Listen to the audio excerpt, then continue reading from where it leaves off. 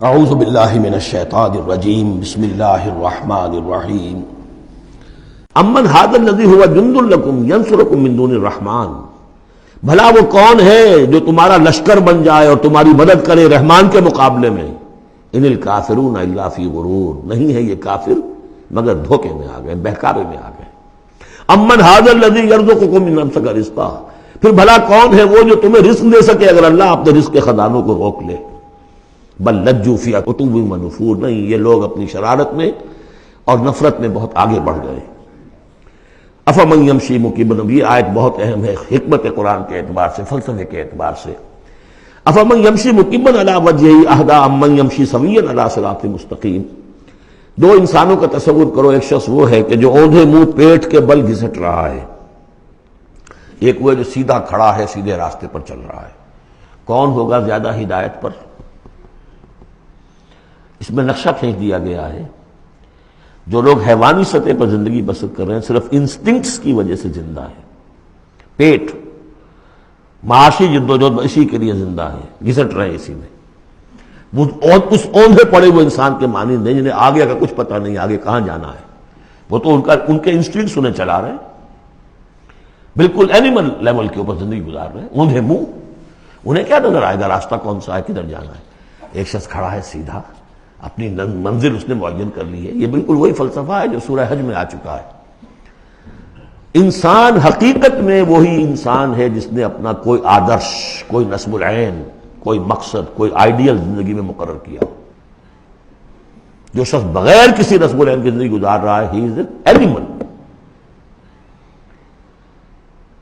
اولئک کالانعام بل ھم اضل، حیوانات جو ہیں یہ چوپائے، ان کی زندگی کا کوئی مقصد نہیں ہے۔ وہ تو اللہ نے ہمارے کام کے لیے پیدا کر دی، آپ انہوں کاٹوں گوشت کھائیں اور ان کی چمڑوں سے جوتیاں بنائیں، اور جی رہے وہ خالص انسٹنکٹس کے اوپر، ان کی جبلتیں ہیں، صرف جبلت کے تحت ہیں۔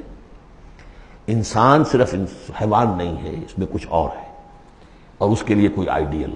ضعف الطالب والمطلوب، جتنا اونچا آئیڈیل ہوگا اتنا ہی اونچا انسان جائے گا، لیکن جس کا کوئی سرے سے آئیڈیل نہیں وہ نرا حیوان ہے۔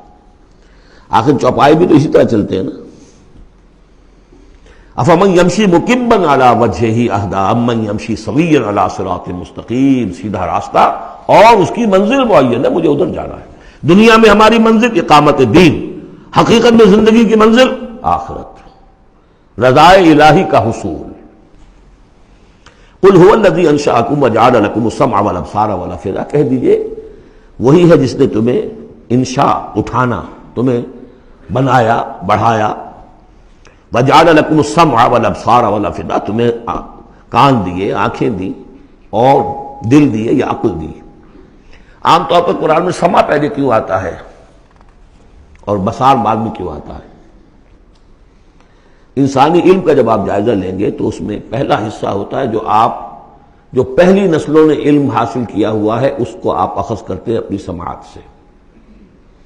آپ سنتے ہیں، کلاس میں لیکچر ہو رہا ہے، پروفیسر لیکچر دے رہا ہے، جو کچھ ہوا ہے پہلے وہ آپ نے پچھلی نسلوں کا جو بھی ذخیرہ معلومات ہے وہ جمع کیا، اب آپ نے آبزرو کیا، کچھ اور معلومات حاصل کی، کچھ نئی حقیقتیں آپ پر منکشف ہوئیں، اور پھر آپ نے اس کو جوڑا، ایک قدم آگے گئے۔ ان السمع والبصر والفؤاد کل اولئک کان عنہ مسئولا قلیلا ما تشکرون، بہت کم ہی شکر ہے جو تم کرتے ہو۔ قل ھو الذی ذرأکم فی الارض والیہ تحشرون، کہہ دیجئے اسی نے تمہیں پھیلا دیا ہے زمین میں اور اسی کی طرف تم اکٹھے کر دیے جاؤ گے، جمع کر دیے جاؤ گے۔ وَيَقُولُونَ مَتَىٰ هَٰذَا الْوَعْدُ إِن كُنتُمْ صَادِقِينَ، وہ کہتے کب ہوگا یہ وعدہ، کب پورا ہوگا، اگر تم سچے ہو تو بتاؤ۔ قُلْ إِنَّمَا الْعِلْمُ عِندَ اللَّهِ، کہہ دیجئے کہ اس کا علم اللہ کے پاس ہے۔ آخرت کب آئے گی؟ وَاللَّهُ عِندَهُ عِلْمُ السَّاعَةِ، اللہ ہی کے پاس اس کا علم ہے۔ وَإِنَّمَا أَنَا نَذِيرٌ مُّبِينٌ، اور میں تو بس صرف ایک واضح اور صاف صاف ڈرا دینے والا ہوں، اس کے سوا میری ذمہ داری کوئی نہیں۔ فَلَمَّا رَأَوْهُ زُلْفَةً، پھر جب وہ دیکھیں گے اس کو، قریب آ گئی، سیئت وجوہ الذین کفروا، تو ان کے چہروں کے حلیے بگڑ جائیں گے، برے ہو جائیں گے ان کے چہرے، ان کافروں کے۔ وقیل ھذا الذی کنتم بہ تدعون، اور کہا جائے گا یہ ہے وہ جس کو تم مطالبہ کرتے تھے کہ لاؤ اور لے آؤ جلدی سے۔ قل ارأیتم ان اہلکنی اللہ ومن معی او رحمنا فمن یجیر الکافرین من عذاب الیم، اے نبی ان سے کہیے دیکھو اگر مجھے میرا اللہ ہلاک کر دے، یا اور جو میرے ساتھ ہیں ان سب کو بھی ہلاک کر دے، یا اللہ تعالی ہم پر رحم فرمائے۔ سوال یہ ہے کہ تمہیں کون بچائے گا، کافروں کو کون بچائے گا عذاب علیم سے؟ ہمارا جو بھی ہو ہم ناکام رہ جائیں، تمہارے نزدیک ناکام ہو گئے، ہمارے نزدیک تو کوئی ناکامی ہے ہی نہیں۔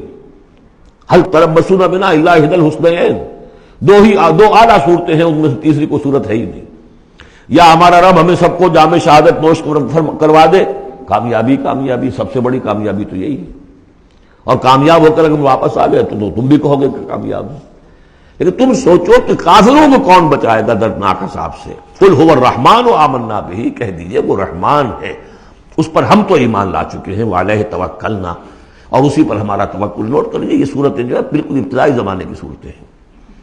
ابھی سمجھیے کہ یہ ابتدائی رد و قضا ہے، جس کی آخری شکلیں وہ ہیں جو سورہ انعام اور سورہ اعراف اور سورہ یونس اور سورہ ہود میں ہم دیکھا ہے۔ فَسَتَعْلَمُونَ مَنْ هُوَ فِي ضَلَالٍ مُبِينٍ، تو عنقریب تمہیں معلوم ہو جائے گا کہ کھلی گمراہی میں کون تھا، ہم تھے یا تم تھے۔